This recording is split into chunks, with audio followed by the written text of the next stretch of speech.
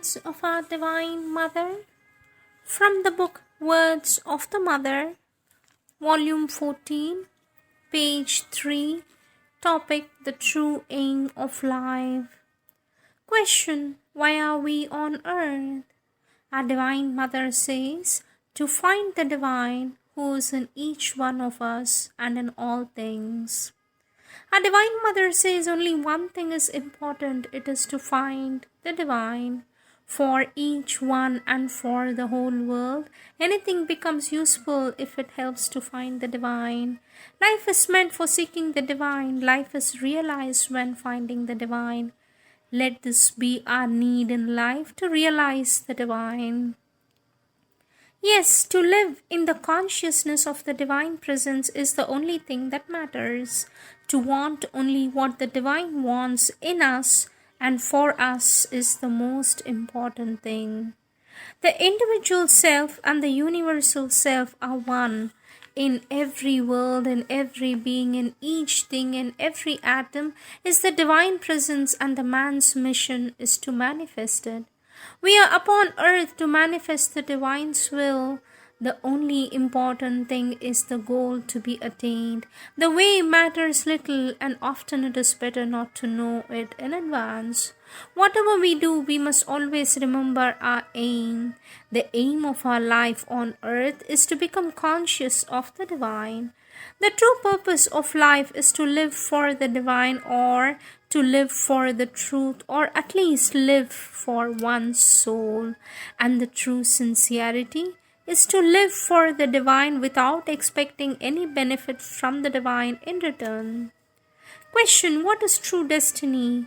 Our Divine Mother says the true destiny is to reach the Divine consciousness. Question: what is my true worth in this life? Our Divine Mother says to serve the Divine. Our Divine Mother says the only thing worth living for is to serve the Divine. Conversion of the aim of life from the ego to the Divine, instead of seeking one's own satisfaction, to have the service of the Divine as the aim of life. You must know, or what you must know is exactly the thing that you want to do in life. The time needed to learn it does not matter at all. For those who wish to live according to truth, there is always something to learn and some progress to make. The true aim of life is to find the Divine's presence deep inside oneself and to surrender to it so that it takes the lead of the life, all the feelings and all the actions of the body. This gives a true and luminous aim to existence. Life has a purpose. This purpose is to find and serve the Divine. The Divine is not far. He is within your own self, deep inside, above the feelings and the thoughts. With the Divine is peace and certitude, and even the solution of all the difficulties. Hand over your problems to the Divine. Hand over your problems to the Divine, says our Divine Mother. Hand over your problems to the Divine, and He will pull you out of all the difficulties. Our Divine Mother says, there is a purpose in life, and it is only true and lasting one, the Divine. Turn to Him and the emptiness will go. You are here to contact your soul, and that is why you live. Aspire persistently and try to silence your mind. The aspiration must come from the heart. To be and to become more and more what the Divine wants us to be should be our greatest preoccupation. Consider the Divine life as the most important thing to obtain. Happiness is not the aim of life. The aim of ordinary life is to carry out one's own duties. The aim of spiritual life is to realize the Divine. In the world as it is, the goal of life is not to secure personal happiness, but to awaken the individual progressively towards the truth consciousness. It is not in order to be happy that we are here upon earth, for in the present conditions of terrestrial life, happiness is an impossibility. We are upon earth to find and realize the Divine, for the Divine consciousness alone can give true happiness. Do not live to be happy. Live to serve the divine, and the joy that you will experience will be beyond all expectations. The life of a man is unfulfilled unless he has found the divine. The divine is everywhere and in everything, and we are created to discover this divine and to unite with the divine for his manifestation.